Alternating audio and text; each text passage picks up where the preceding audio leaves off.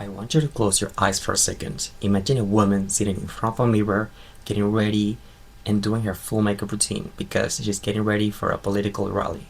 Now, I want you to picture another woman. She's getting ready for a movie where she's the star. The kind of movie you can't watch at work.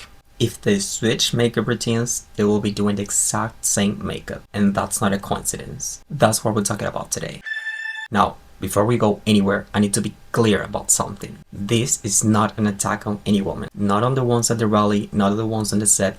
This is about the system that produced both aesthetics and why that system looks exactly the same in both rooms. Let's start with what we can see. The makeup we're talking about has a name, even if nobody calls it that officially. Full coverage, matte foundation, aggressive contour that restructures the face, oversized lashes, sometimes individual, sometimes strip, always dramatic, overlined lips, usually in a nude that reads lighter than the natural lip color, heavily baked or set under eye, and brows that are filled, defined and slightly arched in a way that reads as permanent surprise or permanent readiness. This is not everyday makeup. This is armor. This is a face built to perform under lights, in front of cameras, and to survive hours of high definition scrutiny without cracking, of course. And here's the first question worth asking. Why do two groups of women operating in completely opposite ideological universes independently arrive at the exact same armor? That question is what this whole video is about. Let's talk about the male gaze. Not as a buzzword, as a structural reality. The male gaze is not just about who's looking. It is about who the image was built for. It is about whose approval the aesthetic was designed to capture. And when you understand it that way, the makeup starts to make, a lot more sense. Both industries, the political and the art entertainment industry, share one fundamental thing in common.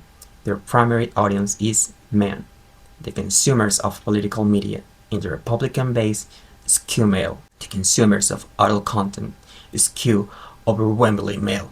In both industries, build their visual language around that audience. That is not an opinion. That is the data. In 2023, 74% of Pornhub's global visitors identified as male. Viewers between the ages of 18 and 34 make up over 70% of all traffic to major adult platforms. Approximately 85 of young men and 42 of young women report using pornography at least once a week. And in the political space, the Republican base has historically skewed male, older, and white. The visual representation of women within that movement, from campaign ads to rally appearances to cable news panels, was built to appeal that same demographic. Same audience, same armor, just different stage. Now, let's talk about who owns this stage, because this is where it gets really interesting. If I ask you who runs the adult entertainment industry, most people think of the performers. The faces, the names. But the faces are not the owners. The faces are just the product. Let's look at who actually owns the infrastructure. Playboy Enterprises, founded by Hugh Hefner. His daughter Christy becomes CEO in 1982, but Hugh never stopped being the face of the brand. Even today, if you ask me or anyone to picture Playboy, they picture Hugh. Or Private Media Group, founded by Bert Milton Sr., inherited by his son Bert Milton Jr. at 44 years old, a company that also holds real estate investment in Spain, import businessmen, and gyms in Stockholm. They later expanded into condoms and beverages, by the way. Or Vivid Entertainment, founded in 1984. By the late 1990s, it was considered the #1 adult film producer and distributor in the world in VHS and DVD format. A lot ago. Controlling approximately 30% of the explicit video market in the United States. A lot, I know. Founded and run by Stephen Hirsch, David James, and Bill Usher, men in their 30s and 40s by the time. And Phoenix International, better known as OF, owned until the very recently by Leonid Radvinsky. He is a Ukrainian-American tech billionaire who bought the company in 2018. Radvinsky passed away on March 20, 2026 at 43 years old after a private battle with cancer. His shares and his fortune passed to his family trust, while the corporate future of the company is being evaluated. By the way, Elon Musk wants to buy that, but I don't know. And then there is Alo. You might not know that name, but you know their products. Alo, formerly known as MindGeek, owns Cornhub, Ucorn, RedTube, Kiss Movies, and Spankwire, some of the most visited websites on the entire internet in the world. Now owned by Ethical Capital Partners, a private investment fund whose key decision makers include Fatih Mansour, Solomon Friedman, Rocco Meliambro between 55-65 years old. And of course, there's a woman, Sarvain, who handles strategic communications and lobbying age verification software. She's between 40 and 45 years old, by the way. We could argue about whether it counts as one owner when there are multiple partners, but if we look at where the real decisions-making power sits, the answer does not change much.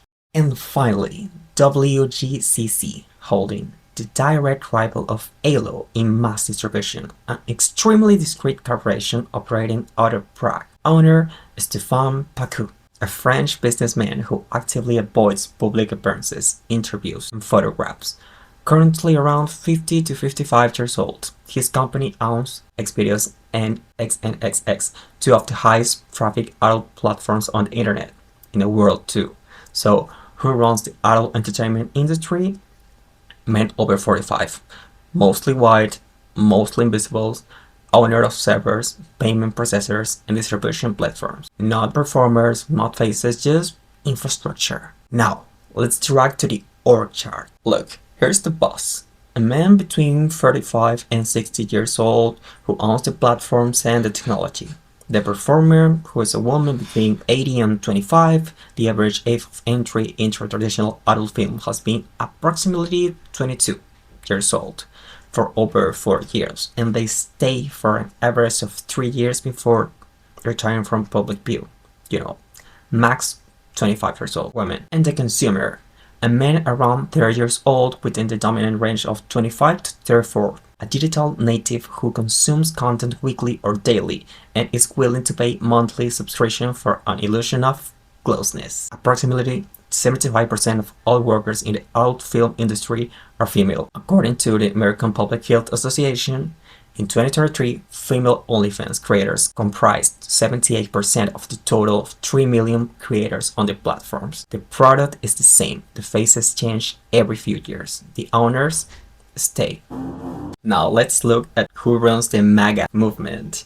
If I ask you who runs the MAGA, everyone says Trump. Obviously, he's still the son of that solar system, but behind the curtain, there is a team that makes decisions every single day. Think of the movement as a company. These are the board members. JD Vance, the vice president, the hair. If Trump is the showman who fires up the crowd, Vance is the one who takes those ideas and turns them into an instruction manual for the news populist right. Susie Wiles, chief of staff. She's the one who brought discipline to the chaos. If you want to talk to the boss, you go through her first. Donald Trump Jr., no formal title, but he is the movement's purity filter. His job is making sure only the most loyal reach power. Or Russell Vought, director of the Office of Management and Budget, the nerd with the scissors. He is the technical architect dismantling government agencies from the inside. Or Marjorie Taylor Greene, the megaphone. She mobilizes the most intense part of the base and drives small dollar donations. She makes noise, and in politics, noise is power. Mike Johnson, Speaker of the House, the one with the gavel. Your ideas mean nothing if he does not put them to a vote. Steve Miller, the historical strategist behind immigration enforcement. Nobody has more influence over who enters and who leaves the country. Charlie Kirk, the campus promoter of conservative politics, runs Turning Point USA. His job is making sure 20 years old keep voting for this movement. Or Tucker Carlson, no longer on traditional television but does not need it. what Tucker says tonight, MAGA politicians repeat tomorrow morning in Congress, and, of course, Elon Musk of the digital town square funds campaign whispers in the president's ear about efficiency, nothing like having the richest person of the planet as your personal amplifier. Now here's the thing. If you look at this list compared to the adult entertainment industry, the gender ratio looks better, right? There are more females named here. And that is exactly the whole point of this video. Because look, when there was not room for women like at all, we could not see anything clearly. Now that there appears to be room, we start to notice something. The women who do have access, the ones who manage to claim, the ones who are, somehow in that power structure, built or adopted a very specific aesthetic to get there. We can say that the male gaze moved fast, but women in power move slower. Let's talk about the two types of men in this story. On one side, you have the creators, men between 18 and 30s. Their capital is their own body, hypertrophy, muscle definition, controlled body fat. Every detail is managed.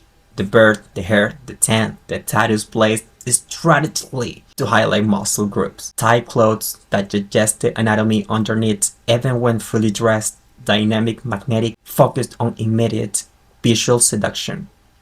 And on the other side, you have the owners and executives, men over 50. They are not chasing visual perfection. They are projecting institutional respectability. Average build, no obsession with the gym. Their authority comes from controlling the software, the servers, and the payment gateways, not from their appearance. Quiet luxury, bespoke suites, no visible logos, a Switch watch, a deliberately low profile that contrasts completely with loud exposed performance of the creators. Same industry, completely different aesthetics because their power comes from completely different places. And now look at the women in both of those worlds. The ones in front of the camera, whether on a political stage or on a film set, wear the same armor, full glam, high definition, built to survive the scrutiny of millions of screens. The ones behind the camera, the owners, the executives, the infrastructure, are almost entirely invisible. So what is the conclusion? The parallel between the makeup of adult entertainment and the makeup of Republican women reveals a deep visual irony. Both aesthetic, designed for ideologically opposite scenarios, share the same function: hyper-constructed femininity, aggressive contour, infinite lashes, matte skin, built to resist the light of television cameras and studio sets. This is not everyday makeup. It is a media combat mask designed to withstand the scrutiny of millions of screens in an era of relentless visual consumption. But the real conclusion is not about cosmetics. It is about power.